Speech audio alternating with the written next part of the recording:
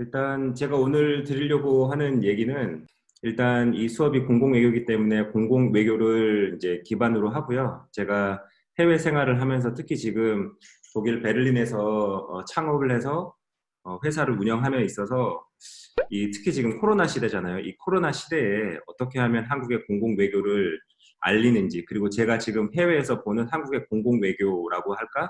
이런 부분에 대해서 설명을 하면서 저의 창업 스토리를 함께 나누려고 합니다.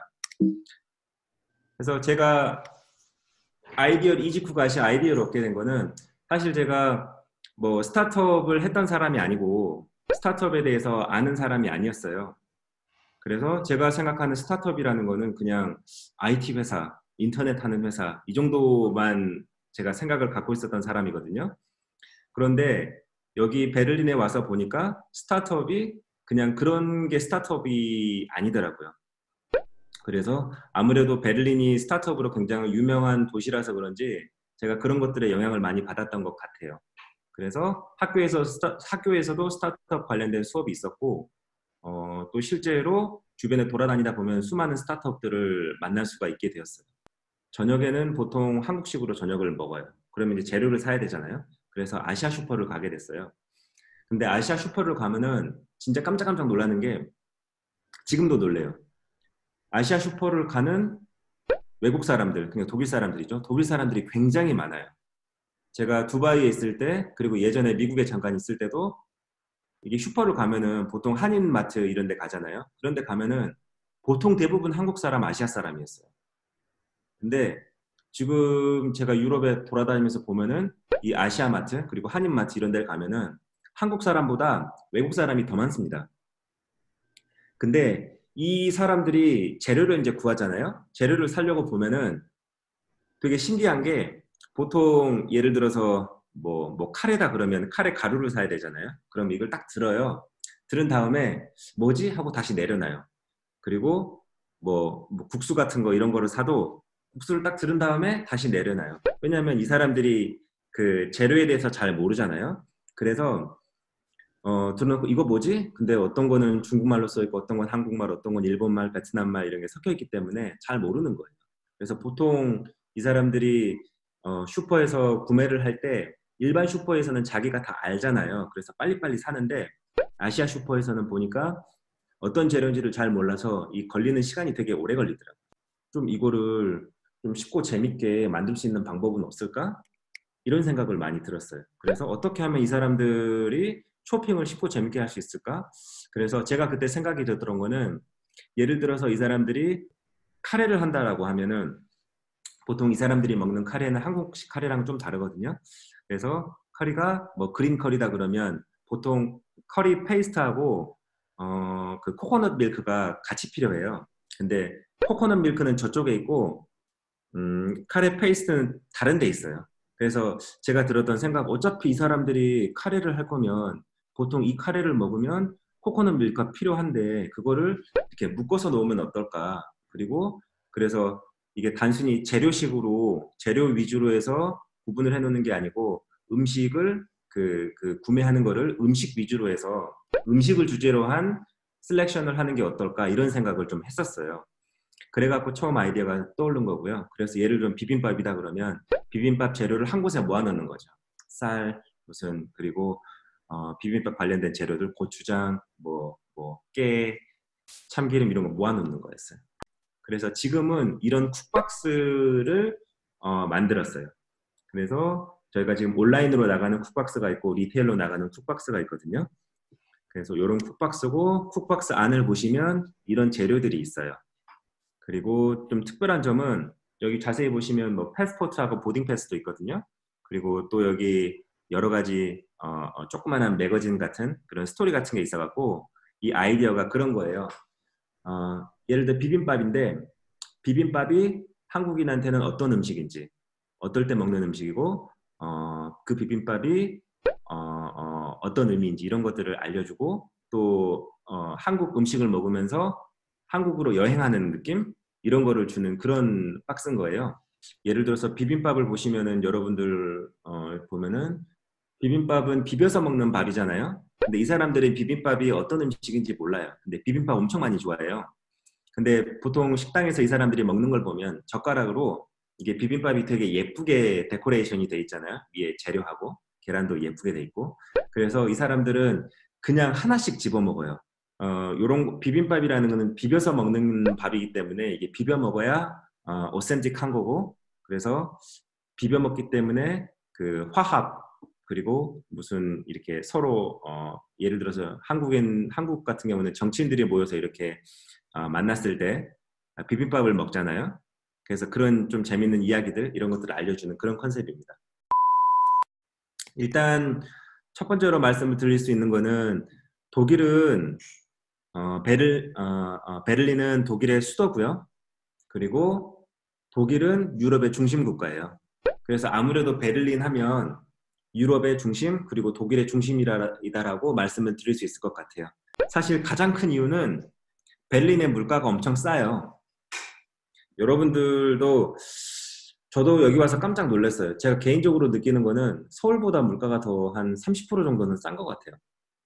그래서 물가가 싸면 어떤 현상이 발생하냐면 유럽에 있는 그 예술가들 있잖아요. 예술가들이 엄청나게 이쪽으로 다 몰려왔어요. 지금도 많이 있는데 그래서 젊은 사람들 그리고 젊은 예술가들이 이쪽으로 오게 되면서 그 사람들이 도시를 베를린스럽게 많이 만들었고 지금도 만들고 있는 것 같아요. 그래서 젊은 사람들이 있으면서 그 사람들이 서로 얘기하고 그러면서 좀 베를린의 자유스러움 그런 것들을 유지할 수 있으면서 자연스럽게 창업, 스타트업 이런 것들 할 수 있는 그런 환경들, 여건들이 많이 만들어진 것 같아요. 또 베를린 시에서 그리고 독일 정부에서 지원해주는 프로그램들이 많이 있어요. 제가 아까 말씀드렸던 것처럼 그런 펀딩을 받을 수 있는 프로그램들이 있고요.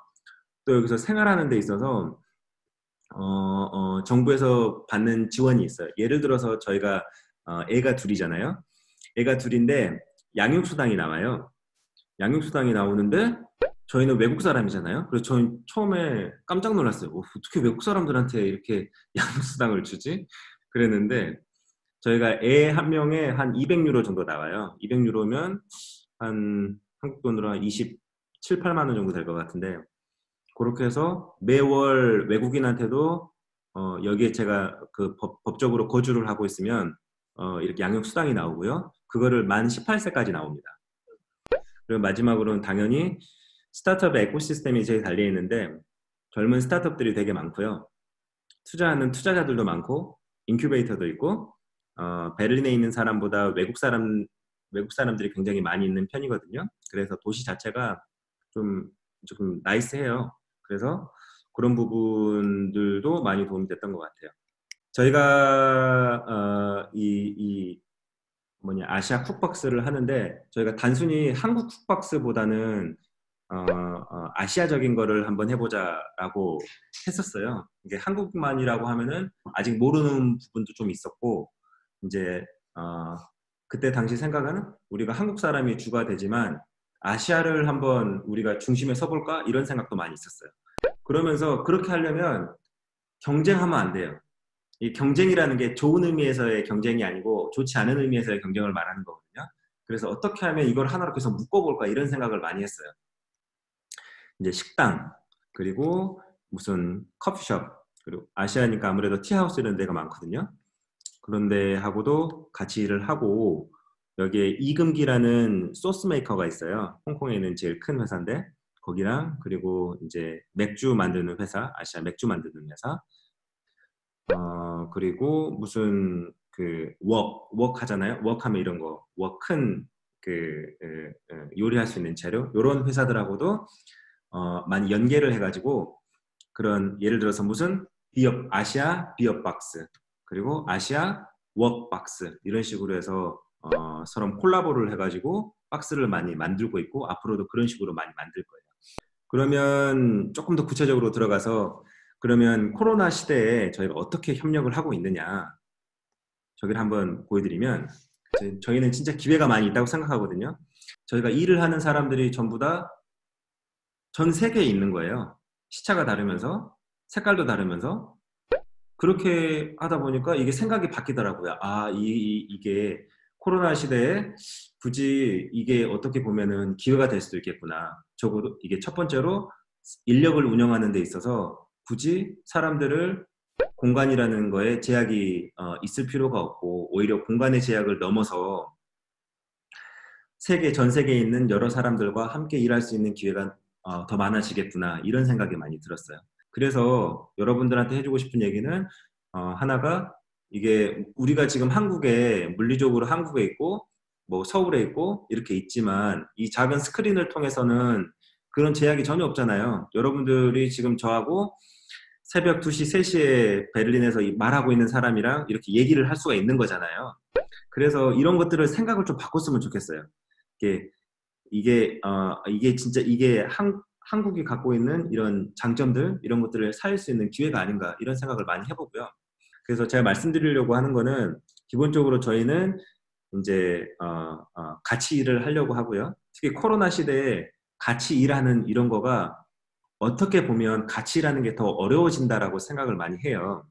근데 다른 쪽으로 생각하면 같이 일할 수 있는 기회가 더 많아지고 있어요. 온라인이든 오프라인이든. 그런 부분을 말씀을 드리고 싶었어요. BTS가 한 2년 전쯤인가 유엔에서 얘기를 한 적이 피칭을 한 적이 있었어요. 그래서 그때 전달했었던 메시지가 당신의 보이스를 찾아라 이런 메시지였었거든요. 너는 뭔데? 그래, love yourself. 당신은 스스로를 사랑해라. 이런 메시지였어요. 그래서 저희가 어떤 거를 했었냐면 BTS랑 관련되는 그 행사를 저희 나름대로 했던 거가 그래서 당신의 이름을 찾으세요. 당신을 스스로를 사랑하고 당신의 이름을 찾으세요라는 걸로 해갖고 독일 사람들의 이름들을 한글말로 적어주는 그런 행사를 했었어요. 근데 되게 좋아하더라고요. 그래서 이런 그 메시지를 되게 요즘 먹히는 것 같아요. 올해 같은 경우는 이게 오스카 상 받았잖아요. 이게 기생충 영화가. 그래서 사람들이 기생충 영화 얘기도 정말 많이 했어요.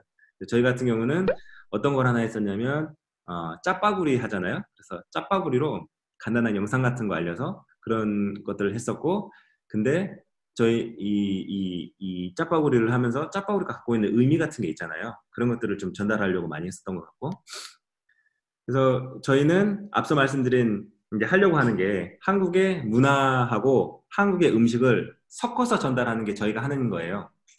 그래서 저희가 보시면 한국 쿡박스라고 해서 이런 메뉴들을 넣어서 이야기를 담아있는 그런 쿡박스를 많이 지금 만들어서 하고 있는데 이런 거가 많이 잘 나가고 있어요. 그 음식 이런 거에서 이제 음식을 이야기하는 노래들도 많이 있잖아요. 그런 거를 주제로 해서 그런 이야기를 이제 노래를 들으면서 할 수 있는 그런 쿡박스 혹은 그 노래를 음식을 주제로 한 음악들을 만든 K-팝 쿡박스 이런 거가 이제 나오려고 하고 있고요. 이제 저는 음식을 하는 사람이니까 어떤 쿡박스를 만들고 싶냐면 원 코리아 박스를 만들려고 해요. 그래서 한국 박스하고 이 북한 음식도 소개하는 거예요. 그래서 전쟁을 겪어보고 북한을 겪어보고 마지막으로 한국의 음식인 비빔밥으로 해서 섞어갖고 한국의 통일을 담는 그런 한국의 통일 박스 이런 거를 만들려고 하고 우리가 사람들한테 들려줄 수 있는 콘텐츠가 되게 많은 것 같아요. 한국 사람들한테. 그래서 빨리 적응하는 거 그게 빨리빨리라고 하는 문화 그리고 과거에 우리가 단점이다라고 생각했던 그런 문화라든가 생각이라든가 이런 것들이 지금은 장점으로 많이 승화가 되고 있는 것 같아요. 우리가 과거에는 뭐 물건 같은 거를 많이 뭐 무역을 하고 이랬었지만 지금은 이런 콘텐츠를 스크린을 통해서 더 많이 나눌 수 있지 않나 이런 생각 많이 해보고요. 여러분들이 공부하고 이런 거 할 때 하드웨어보다는 소프트웨어를 많이 생각을 했으면 좋겠어요. 그래서 중요한 거는 뭐 어떤 스펙이다 혹은 남들한테 보여주는 게 아니고 결국에는 안에 있는 소프트웨어인 것 같아요. 그리고 진짜 많이 경험을 많이 해야 되고요. 이 경험하는 게 단순하게 끝나는 게 아니고 여러분들이 뭔가를 하는 이 과정에서 주변에서 사람들이 도와주거나 뭔가가 점점 그래서 쌓아지는 것 같아요. 그래서 경험을 많이 해보시고 이 경험한 것들을 한번 잘 이렇게 접목해 보세요. 이 진짜 중요한 건데 진짜 1등이 되려고 하지 마시고 진짜 넘버 원이 아니고 온리 원이 되는 생각을 많이 하셨으면 좋겠어요. 그리고 완벽하게 하려고 하지 마시고 진짜 이게 시도해보는 게 중요한 것 같아요. 그리고 마지막으로 여러분들이 할 수 있다라는 자신감을 많이 가지셨으면 좋겠어요. 제가 이게 느낄 때 독일 사람들이 뭐 아주 특별한 무슨 기술이 있거나 혹은 얘네들이 특별한 아이디어가 있거나 그런 건 진짜 아닌 것 같아요. 얘네들은 자신감이 있는 거예요, 자신감. 한 가지 제가 이제 마지막으로 줄 수 있는 거는 여기서 아까 말씀드린 것처럼 여러분들이 일을 하거나 경험을 쌓거나 그런 거가 한국에만 국한돼 있지 마시고